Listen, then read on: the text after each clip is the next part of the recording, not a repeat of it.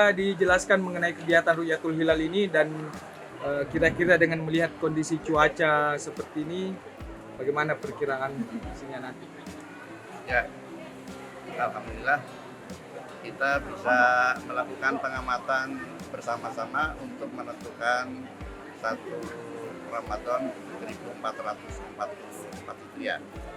Dan alhamdulillah cuaca cerah sehingga mudah-mudahan kita dapat melihat bulan untuk menentukan satu Ramadan 1444. Ya, sesuai dengan kesepakatan Mabim bahwa untuk menentukan awal bulan ini minimal 3 derajat, dan menurut perkiraan kita pada hari ini berpotensi 7 derajat hingga berpotensi untuk melaksanakan ibadah puasa mulai besok.